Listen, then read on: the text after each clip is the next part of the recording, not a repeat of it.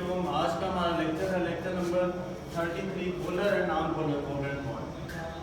अब पोलर और non polar covalent bond कौन से होते हैं? If a covalent bond is formed between two similar atoms, अगर एक कोवलेंट बॉन्ड बने दो सिमिलर एटम के दरमियान, कोवलेंट बॉन्ड बनता है म्यूचुअल शेयरिंग ऑफ इलेक्ट्रॉन्स। अगर एक कोवलेंट बॉन्ड बने दो सिमिलर एटम होमो एटम्स के दरमियान, तो बॉन्ड पेयर इक्वली डिस्ट्रीब्यूट होता है, यानी इक्वली शेयर होता है दो एटम्स के दरमियान, जिसकी वजह से ना किसी एटम पर पॉजिटिव चार्ज आता है ना किसी एटम पर नेगेटिव चार्ज आता है। ऐसे कोवलेंट बॉन्ड को कहते हैं नॉन पोलर कोवलेंट बॉन्ड। अगर कोवलेंट बॉन्ड दो एक जैसे एटम के दरमियान बने, जैसे क्लोरीन हाइड्रोजन, इनकी इलेक्ट्रोनेगेटिविटी सेम है, यानी इलेक्ट्रॉन को अट्रैक्ट करने की सलाहियत सेम है, जिसकी वजह से इलेक्ट्रॉन पेयर जो है, जो शेयर्ड पेयर है, वो इक्वली अट्रैक्ट होता है, जिसकी वजह से ना किसी एटम पर पॉजिटिव चार्ज आता है ना किसी एटम पर नेगेटिव चार्ज आता है। ऐसे कोवलेंट बॉन्ड को कहते हैं नॉन पोलर कोवलेंट बॉन्ड। इसमें एग्जांपल है Cl2H2। इसी तरह ऐसा कोवलेंट बॉन्ड जो दो डिफरेंट एटम से मिलकर बने, यानी डिफरेंट एटम को कहते हैं हेटेरो एटम्स। तो shared pair of electron equally shared नहीं होता, एक एटम ज्यादा इलेक्ट्रॉन को अट्रैक्ट करता है, दूसरा एटम कम इलेक्ट्रॉन को अट्रैक्ट करता है। वो एटम जो इलेक्ट्रॉन को ज्यादा अट्रैक्ट करेगा उसे कहते हैं मोर इलेक्ट्रोनेगेटिव एटम, और वो एटम जो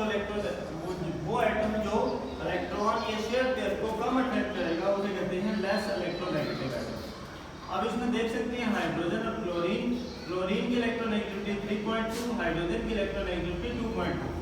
अब इलेक्ट्रोनेगेटिविटी क्लोरीन की ज्यादा है, इसकी वजह से क्लोरीन जो शेयर पेयर ऑफ इलेक्ट्रॉन को अपनी तरफ खींच लेगा, जिससे क्लोरीन के पास नेगेटिव चार्ज आ जाएगा, क्योंकि इसके पास इलेक्ट्रॉन ज्यादा हो जाएंगे, इस पर नेगेटिव चार्ज आ जाएगा, हाइड्रोजन पर पार्शियल पॉजिटिव चार्ज आ जाएगा।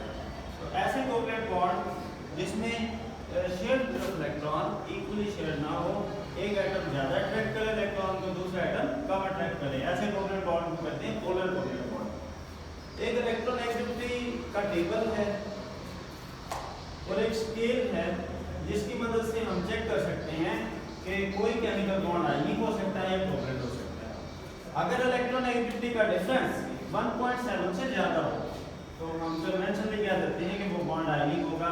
जैसे NaCl का बॉन्ड है, इसमें जो है सोडियम की इलेक्ट्रोनेगेटिविटी 0.8, क्लोरीन की 3.2, तो 3.2 माइनस 0.8 ये आ जाएगा 2.4। तो example 2.4 is greater than 1.7, so bond will be आयनिक। और इसी तरह अगर इलेक्ट्रोनेगेटिविटी का डिफरेंस लेस देन 1.7 हो तो बॉन्ड कोवलेंट होता है। जैसे HCl है, HCl में इलेक्ट्रोनेगेटिविटी का डिफरेंस कितना? क्लोरीन की इलेक्ट्रोनेगेटिविटी 3.2, हाइड्रोजन की इलेक्ट्रोनेगेटिविटी 2.2, तो डिफरेंस आ जाएगा 3.2 माइनस 2.2, डिफरेंस आ जाएगा 1.0, यानी 1 आ जाएगा difference. 1 is less than 1.7, so bond will be covalent in nature. तो इलेक्ट्रोनेगेटिविटी का डिफरेंस से हम चेक कर सकते हैं कि बॉन्ड आयनिक होगा या कोवलेंट होगा। आयनिक बॉन्ड जो है वो आमतौर पर इलेक्ट्रोनेगेटिविटी डिफरेंस 1.7 से ज्यादा होता है, जबकि कोवलेंट बॉन्ड में इलेक्ट्रोनेगेटिविटी डिफरेंस 1.7 से कम होता है। यह था आज का हमारा लेक्चर। इंशाल्लाह नेक्स्ट लेक्चर में हम मेटालिक बॉन्ड डिस्कस करेंगे।